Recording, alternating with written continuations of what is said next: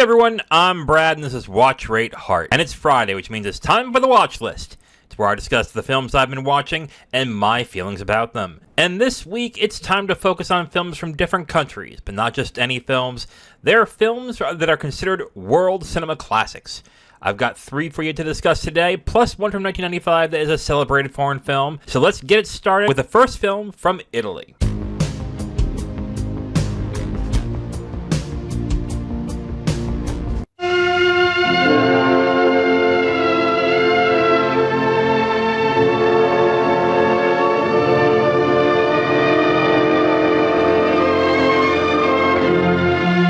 And the first film is Strada, directed by Federico Fellini. It has a Letterboxd score of 4.2 out of 5, a Rotten Tomatoes score of 98% fresh, and it was nominated for 2 Oscars for Best Original Screenplay, and it won for Best Foreign Language Film. This is a pretty damn depressing film, if I have to be honest with you, but I will say this. Its crawl towards sadness is actually incredibly well executed. It doesn't feel like it's going overboard in a lot of aspects. Sometimes films that do this, that go from this happy, jovial person who has a little light to them to just overwhelming darkness, goes ham a little too much on it, but Strada does a very good job of keeping that even throughout the film, even when it does get really depressing at times. But a lot of this is due to the performance of Giulietta Messina in this film, because she is really good. Playing this character as she's slowly getting sadder and more depressed and having a much more of a hard time, she executes it really well throughout the entirety of the film. You have to really like to be around this character and like watching her to really start to feel the overwhelming sadness throughout. And it's executed very well, I would think, mainly from her performance.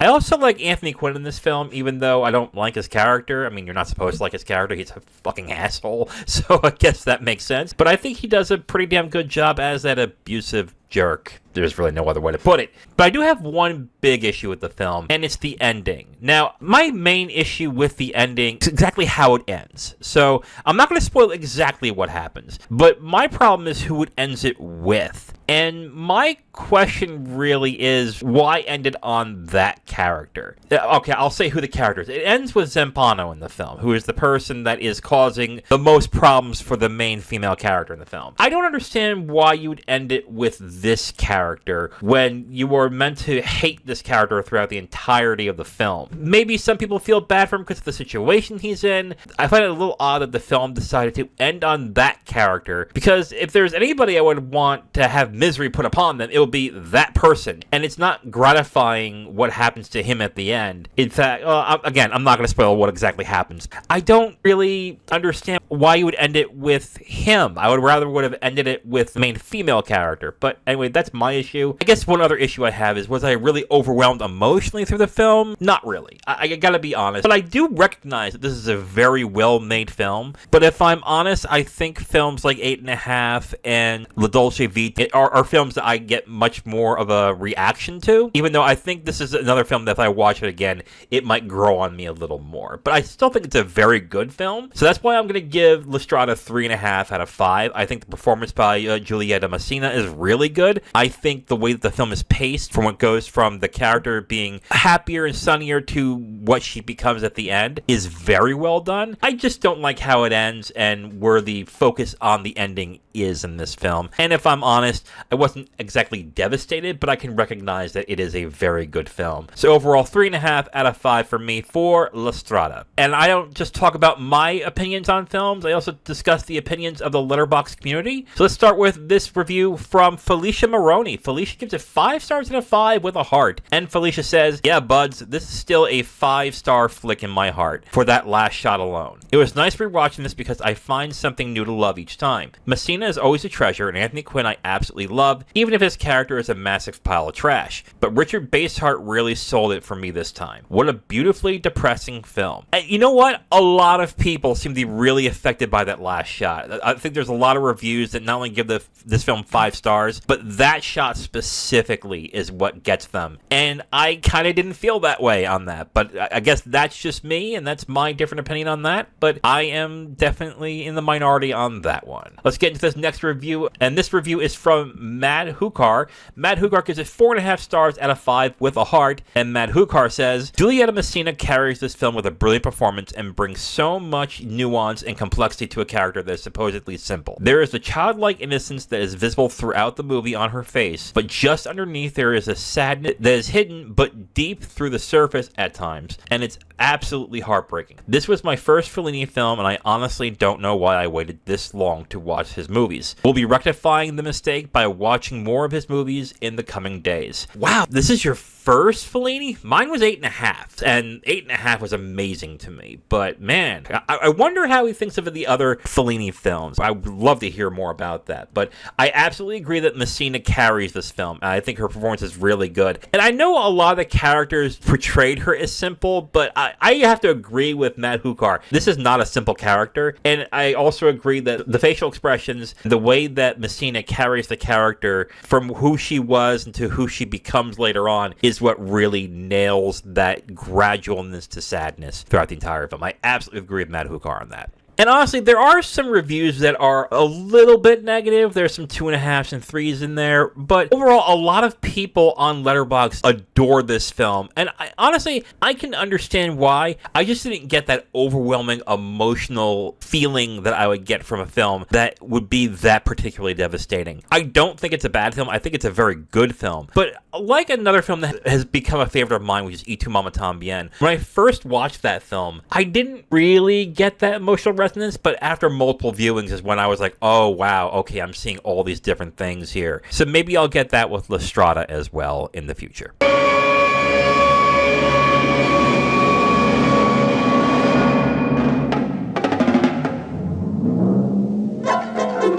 The next film is from Swedish filmmaster Ingmar Bergman, Persona.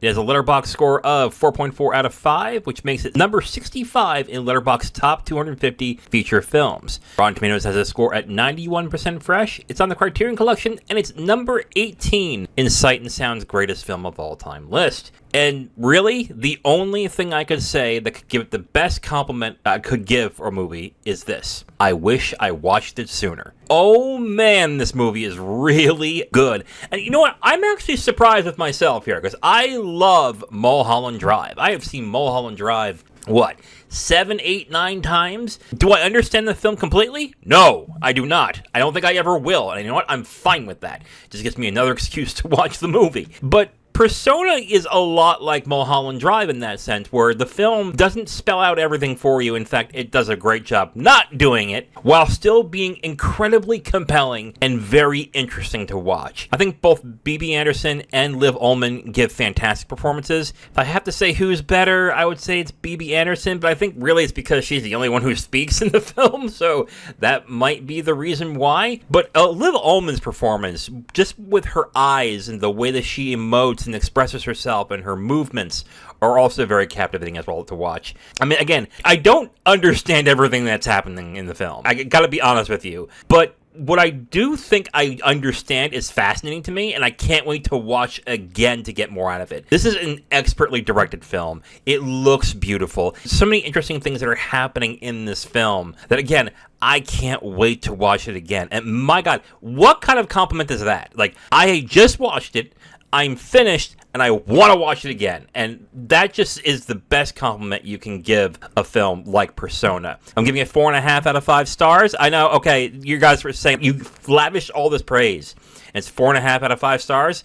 And I'll explain why. I don't give films 5 stars out of 5 for my first viewing. I just don't. I don't do it. After multiple viewings, I may do that. But for a first-time viewing, 4.5 is the highest I go. So anyway, beautiful film. Very captivating, even though I don't quite understand everything that's going on. Great performances by the lead actresses. The film is expertly directed. Now, how did this not win an Oscar? I really am curious about that. But anyway, 4.5 out of 5 for me for Ingmar Bergman's Persona. My God. What an amazing movie. All right, and let's get into the Letterboxd community. This first one's from Lucy. Lucy gives it 3.5 out of 5 stars. And I think she succinctly puts it where I think most people might think of the film, which is, okay. Oh, man, yeah. Like I said, I don't understand the film fully myself. I think I have an idea of what it's about, but man, it is so fascinating. I can understand why some people would be like, what the fuck did I just watch? Let's get into the next review, and this review is from Machine. Machine gives it 5 stars out of 5 with a heart, and Machine says, the first time I watched Bergman's Persona, I didn't fully appreciate it, but now I see it as pure masterpiece. Phenomenal acting with every emotion written on the actors' faces, a masterful script and direction, plus breathtaking use of light and shadow, and truly stunning shots. I don't want to go into analysis because it would be too easy to spoil something. I completely agree with that. But let me just say, be prepared. This is one of the deepest films I've ever seen, and on a rewatch, I found at least 4 different interpretations. A pure masterpiece. Yes. That's why I'm not getting too in-depth with my opinions on this film, because I just feel like I will spoil a lot about it. Just watch it. The next review is from Harianto. Harianto gives it 5 stars out of 5 with a heart, and Harianto says, I can't say anything but wow. Just wow. Persona had something to experience so powerful. I have to agree. Absolutely. Like, just an amazing film. And finally, the last review is from Marco. Marco gives it 3 stars out of 5, and he says, as I expected, this is one of those highly praised and visually amazing films that in the end, I didn't understand anything. And you know what? To a lot of people, that might be enough for them not to watch the film. But I will say this. If you are into films that are slightly confusing or are more interpretive or abstract, you must see this film. If you haven't yet, please see it. I'll say this. If you are like me and you've seen Mulholland Drive and you love that film and you haven't seen this, see this film. It is an excellent film. I love Persona. It's so good.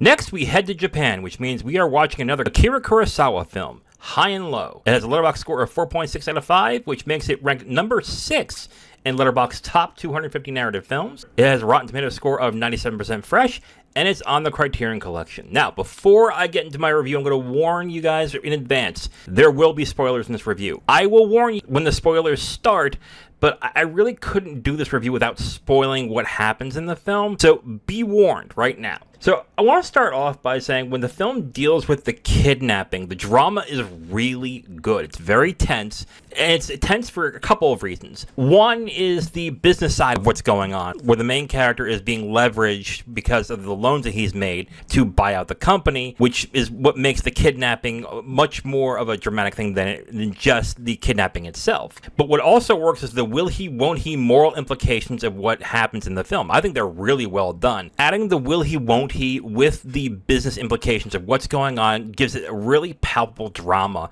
that I really enjoyed in this. And Toshiro Mifune, once again, gives a great performance as the main character in this film. He did a really good job. You really feel how tense he is and how conflicted the character is throughout the entire film. Now, the spoiler is going to start right now. So, moving forward, I'm going to be spoiling key aspects of the film.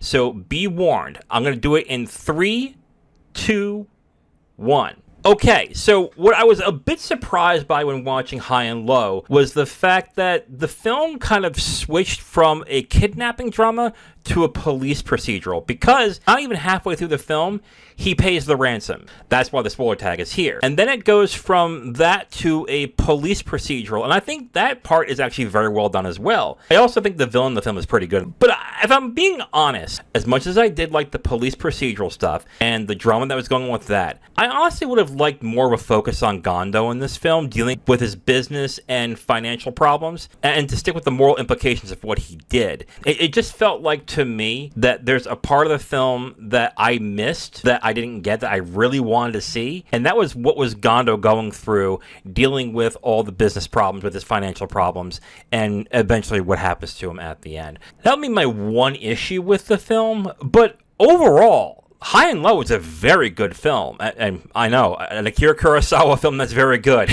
What a surprise, right? Is it one of my favorites of his? No. Am I a little surprised by the really high rating that it has in Letterboxd? I think it's the highest Akira Kurosawa film in there at 4.6. I'm a little bit surprised, but it's still a very good film. I'm giving High and Low 4 out of 5 with a heart. I think it's a very good film. Both drama, when it comes to what happens at the beginning and then what eventually happens, is really well done. I really was invested in the story, and I really liked the performance by Toshiro Mifune. But again, there's a focus on the film that I wish it kind of stuck with, that it didn't. But even though it didn't, I still think it's a very good film. So 4 stars out of 5 for me for High and Low. Alright, so before I get into the Letterboxd reviews, I just want to say I want to use more Letterboxd reviews than I did in this one, but it just seems like a lot of them spoil what happens in the movie, and I wanted to keep it a little bit spoiler-free from here. But I will say this, a lot of them are positive. Let's start with Logan. Logan gives it 4.5 stars out of 5 with a heart. And he says, Kurosawa doesn't miss, especially here. His best written so far, and also his most rewatchable. Yeah, I definitely want to rewatch this film again. I absolutely agree with Logan there. Maybe not my favorite, but definitely a rewatchable film. And then I have Violator Ghoul. Violator Ghoul gives it 5 stars out of 5 with a heart. And he says, God damn, I forgot just how masterful this is. So many of my favorite shots in all of Kurosawa's filmography are here. Despite knowing how the film ends, it still takes me by surprise every time I see it. A true masterpiece. Yeah, I definitely understand why a lot of people think this might be one of his best films. Do I agree? You know what? I kind of agree. I think it is one of his better films. But man, Kurosawa makes so many great films. It's really hard to really pin down what really are his best films. To me, Akira, I think is his best film, but this is right up there as well. But man, again, like, is there a bad Kurosawa film? Well, probably, but I haven't seen it yet. So there you go.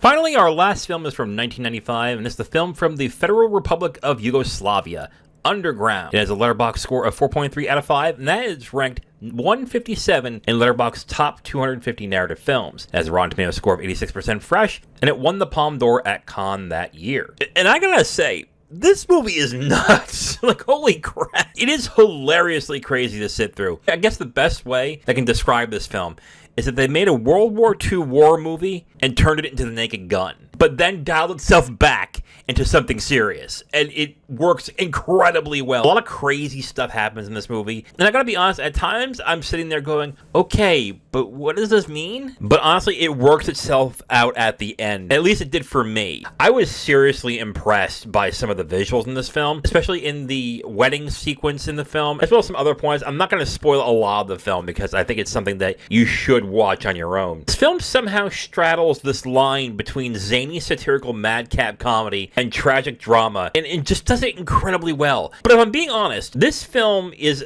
pretty damn long. It's about close to 3 hours. I think it's like 2 hours and 45 minutes. I will say, though, that even though it is very long at 2 hours and 45 minutes, it does justify its length very well. But I gotta be honest, when I watched Underground, I didn't know really what to expect, but I got a really funny but really engaging drama and comedy all wrapped up into one. I'm gonna give it 4.5 out of 5 stars. This was a really good movie. It is absolutely nuts to sit through. It's really crazy at times. Some of the visuals are really good in the film, and the way that it straddles the line between madcap satirical comedy to tragic drama is very well done. But again, it is pretty long and could have been cut a little bit, maybe.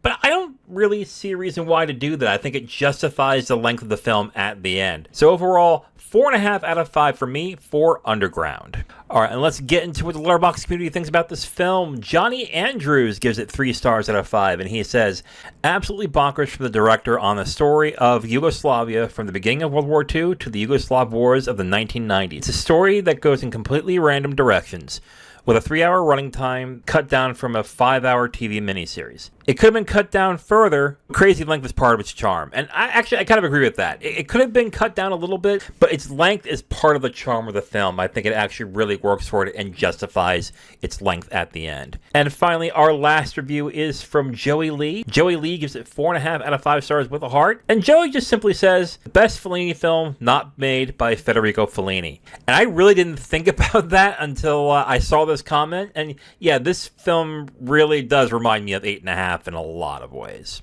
This film was really interesting, and man, what a great week this was for watching films. I saw 3 films that got over 4 stars. 2 of them got 4.5. They're gonna be up there at the end of the year. But Underground is a crazy film, and honestly, it's actually incredibly underrated. I am so surprised that I didn't hear about this film until this year when I was compiling films for films from 1995, and I'm really glad I got to watch this film. Really good movie. It's a really funny movie, but it's also a really good drama as well. And that is it for this episode of Watch Rate Heart. But before I go, let me ask you a question.